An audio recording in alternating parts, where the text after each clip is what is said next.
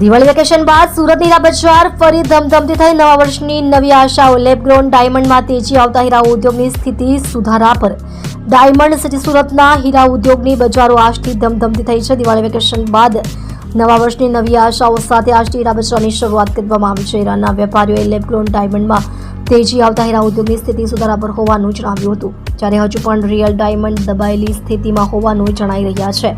છેલ્લા 3 વર્ષ મંદીના માર વચ્ચે રત્ન કલાકારોએ વિતાવ્યા છે। વેકેશન પૂર્ણ થઈ ગયા બાદ પણ 70% યુનિટ હજી શરૂ થયા। સુરતના હીરા ઉદ્યોગમાં દિવાળી બાદ પણ હજુ વેકેશન જેવો માહોલ હોય તેવું લાગી રહ્યું છે। વેકેશન પૂર્ણ થઈ ગઈ હોવા છતાં પણ હજુ સુધી 70% યુનિટ શરૂ થયા છે અને તેમાં પણ 20%માં બપોર બાદ રજા રહે છે। આજથી હીરા બજારો પણ શરૂ થઈ ગયા છે।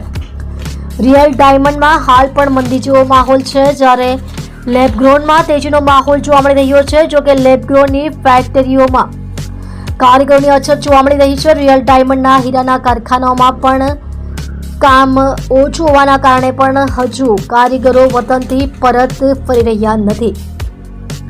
દિવાળી પહેલા માહોલ નબળો હતો, હવે પબ્લિક દેખાય છે। શૈલેષ કાકડિયા આજે સુરતના હીરા બજાર સુરતના વરાછા વિસ્તારમાં આવેલી મિની બજાર ખાતે હીરા બજાર શરૂ થઈ છે। હીરા વેપારી શૈલેષ કાકડિયાએ જણાવ્યું હતું કે દિવાળી પહેલાનો માહોલ થોડોક નબળો હતો અને હવે પબ્લિક ઘણું બધું દેખાય છે, એટલે કે રિસ્પોન્સ સારો લાગે છે કે માર્કેટ થોડું આવશે, પણ રિયલનું માર્કેટ તો અત્યારે હાલ દબાયેલું છે, એટલે સીવીડીનું માર્કેટ જે છે એ લાગે છે કે થોડું ઉછાળામાં આવે છે અને બીજું તો કંઈ મને એવું દેખાતું નથી કે આગળના શું રિસ્પોન્સ આવશે।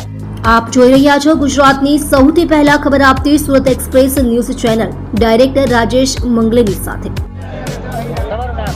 મારું નામ શૈલેષ કાકડિયા છે અને દિવાળી પહેલાનો માહોલ ખૂબ જ થોડોક નબળો હતો અને હવે એવું લાગે છે જોતા કે પબ્લિક ઘણું બધું દેખાય છે, એટલે રિસ્પોન્સ સારા લાગે છે કે માર્કેટ થોડુંક આવશે, પણ રિયલનું માર્કેટ તો અત્યારે હાલ દબાયેલું છે, એટલે સીવીડીનું માર્કેટ જે છે એ લાગે છે કે થોડું ઉછાળામાં આવે છે અને બીજું તો કંઈ મને એવું દેખાતું નથી કે આગળના શું રિસ્પોન્સ આવશે।